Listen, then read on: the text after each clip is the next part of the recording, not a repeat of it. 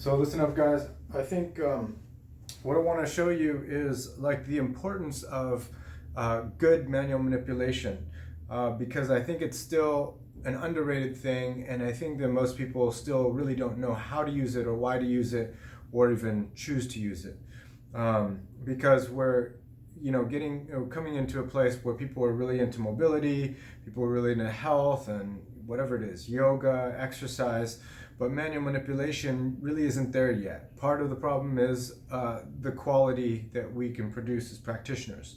But let me just explain something to you that I think will help you understand how it can be like a compounding of all of those things that I just mentioned, and then the results, quicker. You can get quicker results from manual manipulation. So, I'm in here feeling the tissue. I kind of get a history and I understand what's going on, what the person is suffering from.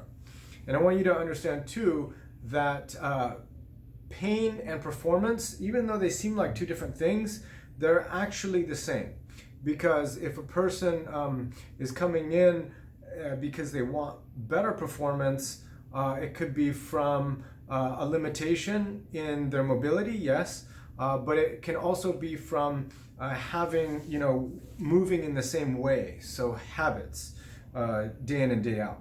And the same thing for pain, is that this person is often moving in the same way, in a perhaps limited way, day in and day out. So basically, they're the same thing. Here, what I can do is I'm feeling into the tissue. I'm getting a sense of the direction that it's going, of the tension, where this hamstring is holding tension, and what direction then to take things. And on top of that, I can compound it by depth and pressure. I don't always want to go deep. Deep is a misnomer, I think, or it's a mistake that we might make, thinking that going deep is necessarily the necessary answer. That's not true at all. I think the better answer is specific. Be specific. Learn how to be specific. It's not something that is currently taught in schools, because you need experience. Maybe perhaps you need to be mentored under someone who has a lot of experience. So I'm feeling into the tissue, getting a sense of how the neurological pattern is situated in this area, or even between how it extends out from lower leg, middle leg, and then hip. Those are all important pieces of information that I use when I'm working. And then I can bring in some form of movement or placing the body in a certain position, and working the neurology from there. I can even ask for movement from the client, which I won't do right now. It's just a little more complex and it takes time, because I just wanted to show you some variations and some ways that I compound the benefits of the work. Okay? So really feeling into the tissue, which way do things need to go? How can I move this body in a way where I can feel, oh yeah, we haven't moved much there, and so we're gonna promote that form of movement, right? We also want to implement sometimes internal mechanisms of change for a client. So sometimes it's going to be the breath.